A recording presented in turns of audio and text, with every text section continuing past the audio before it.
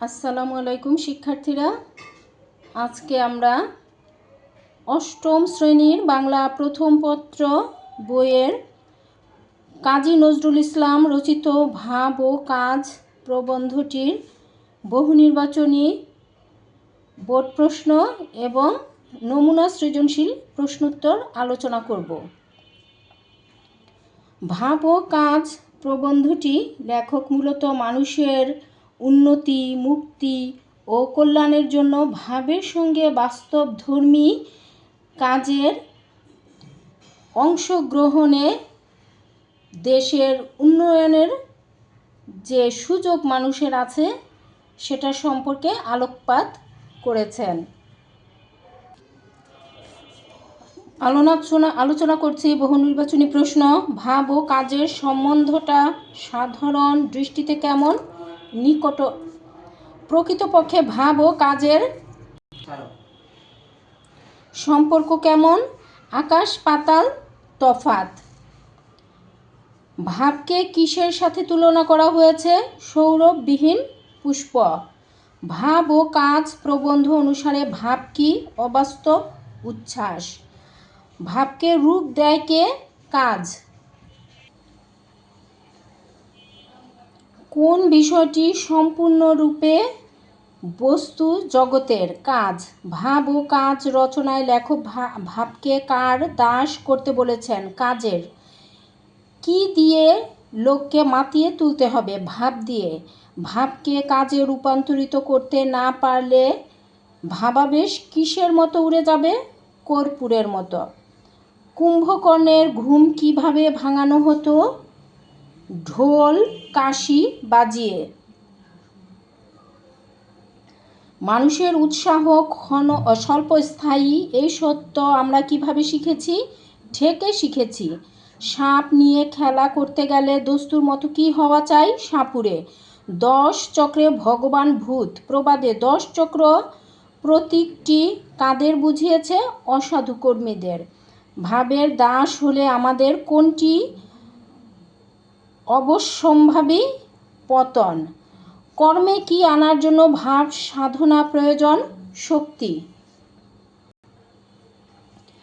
লেখক ভাবের ঘরে কি করতে নিষেধ করেছেন? চুরি করতে। কে এক নাগাড়ে 6 মাস ঘুমাতো? কুম্ভকর্ণ।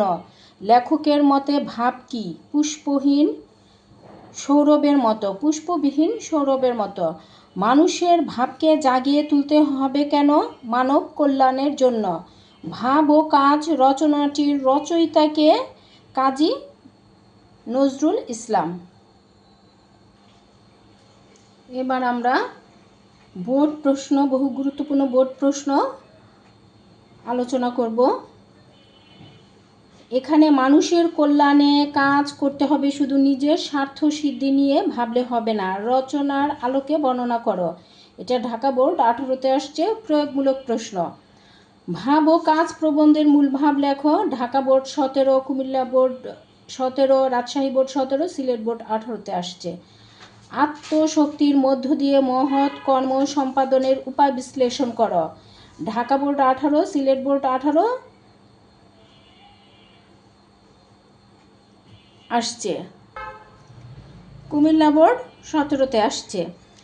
পরের 3 নম্বর প্রশ্ন, পরিকল্পনা ছাড়া কল্পনা বিলাসী মন আত্মার শক্তিকে নষ্ট করছে, বিশ্লেষণ করো। এটা ঢাকা বোর্ড 17তে আসছে।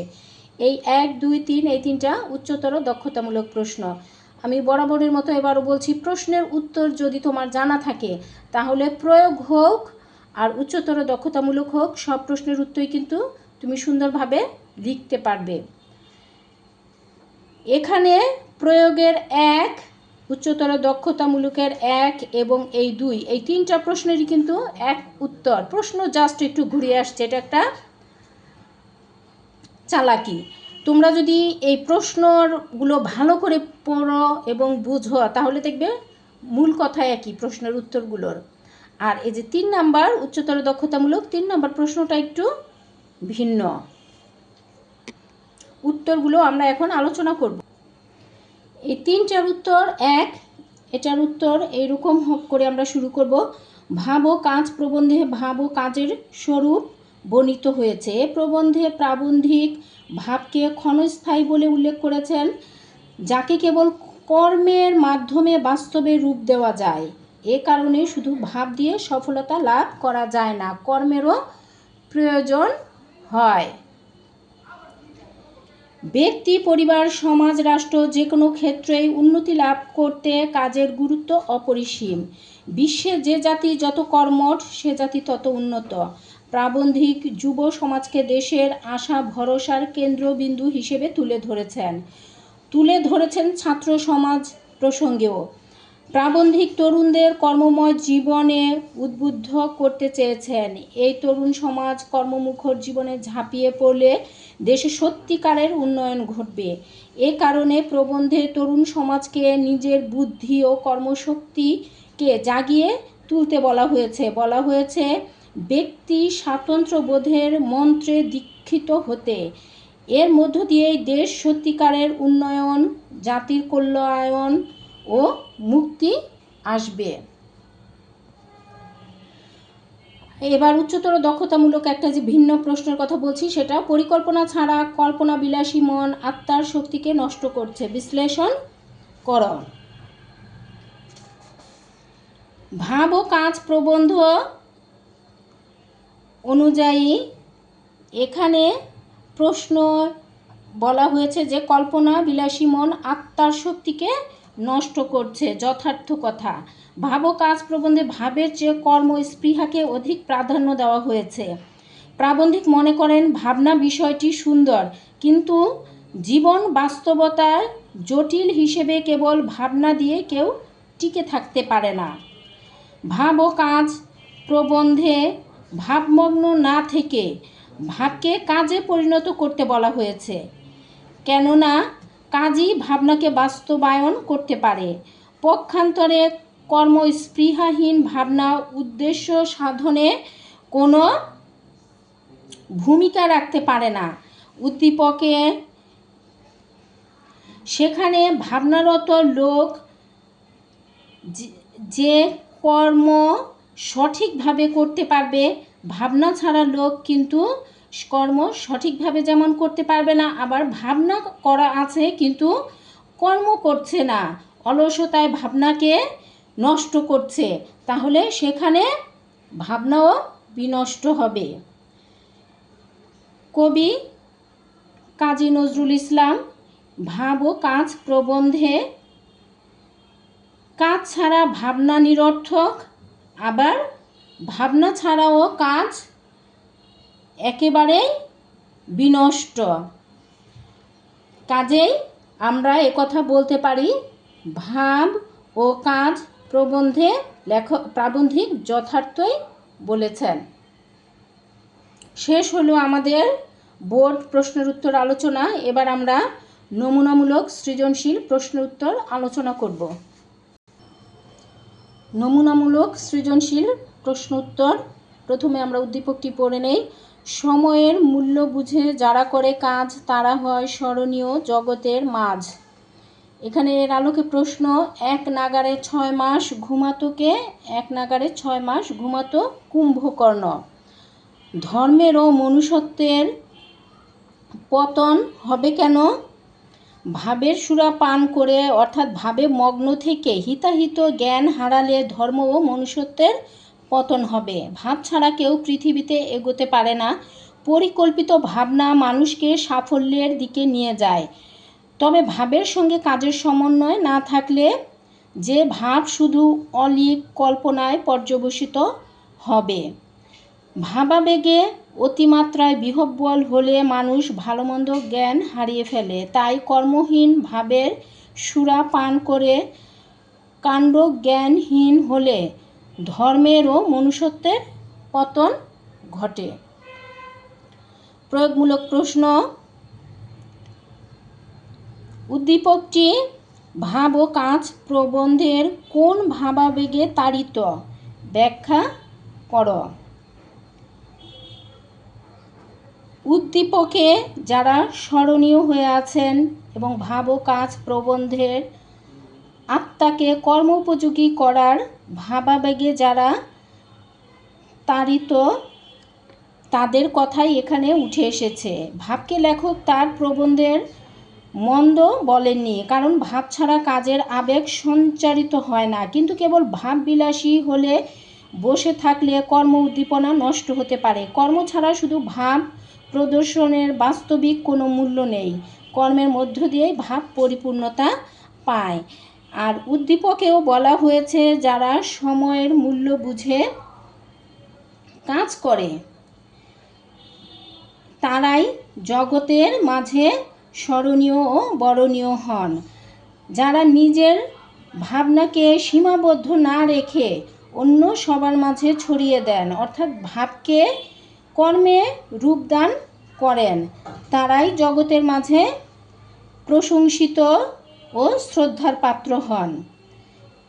একইভাবে ভাব ও কাজ প্রবন্ধে প্রাবন্ধিক ভাবের সঙ্গে কর্মশক্তির সমন্বয়ের মাধ্যমে আত্মচিন্তাকে রূপায়ণের কথা বলেছেন। সে বিবেচনায় উদ্দীপকের স্মরণীয় যারা জগতে হয়ে আছেন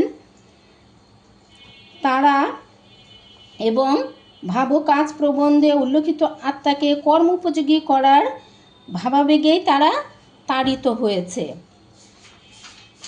ঘ নম্বর প্রশ্ন, উদ্দীপকটি ভাব ও কাজ প্রবন্ধ 2-1 সূত্রে গাথা বিশ্লেষণ কর।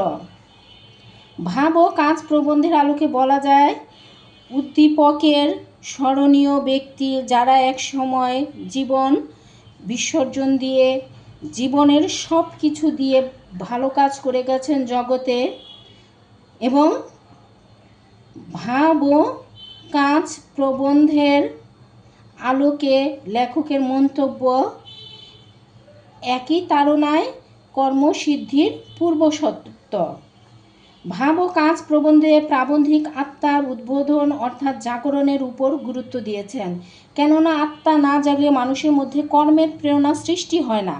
আবার কর্মহীন আত্মা জড়তা ছাড়া আর কিছুই নয়। আত্মাকে তাড়নার মধ্যে রাখলেই কেবল তা কর্ম সম্পাদনে তীব্র হয়ে ওঠে। উদ্দীপকেও আমরা দেখি যে আত্মা না জাগলে মানুষ যেমন তার জীবনের শ্রেষ্ঠ কাজটি করতে পারেন না, অর্থাৎ আত্মা এখানে জাগ্রত হয় ভাবের তাড়নায় এবং এই ভাবকে ফলপ্রসূ করে তোলে কাজ। এখানে মানুষের মধ্যে যে মহৎ কাজের অনুপ্রেরণা সৃষ্টি করা হয়েছে তাকে সীমাবদ্ধ না রেখে জগতের মধ্যে ছড়িয়ে দেওয়া হয়েছে উদ্দীপকটির মাধ্যমে। আর এরকম যে তাড়না, এটা যে কোনো মানুষের কর্মসিদ্ধির পূর্ব শর্ত। আলোচ্য প্রবন্ধে প্রাবন্ধিক এ বিষয়ে আলোকপাত করেছেন।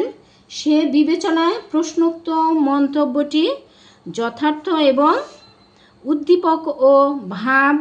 উদ্দীপক এবং ভাব ও কাজ প্রবন্ধ 2-1 সূত্রে গাথা আমরা নিঃসন্দেহে বলতে পারি।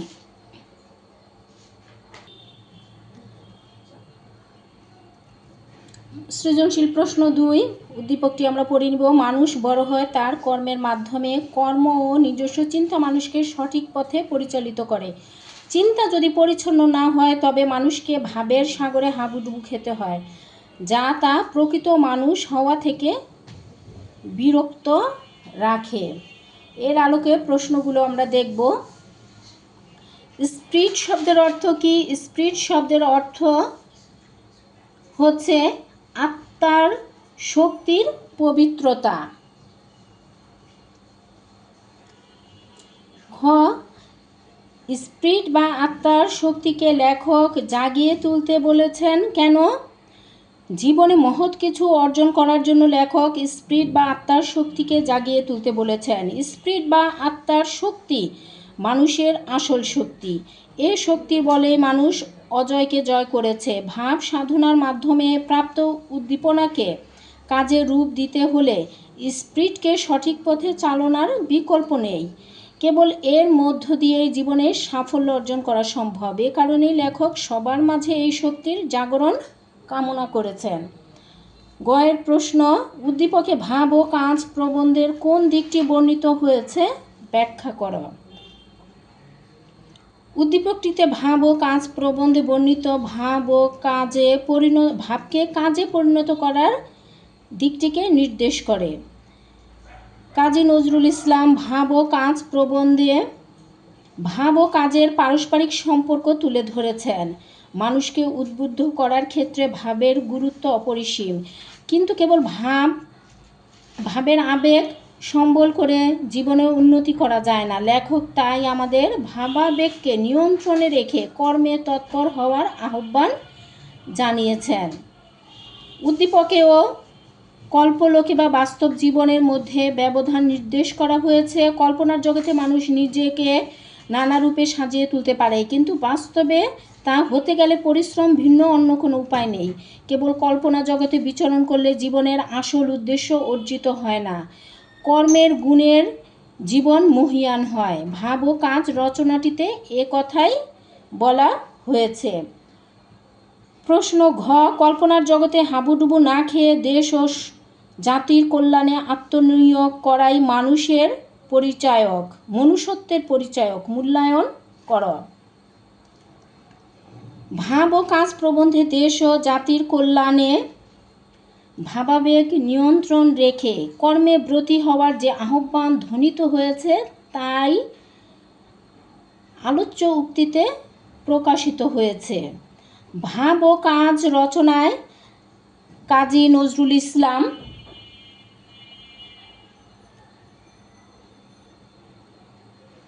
তার ভাব ও কাজের মধ্যকার তফাৎকে নির্দেশ করেছেন। তিনি কেবল ভাব বিহ্বল হয়ে জীবনের সার্থক করা অসম্ভব।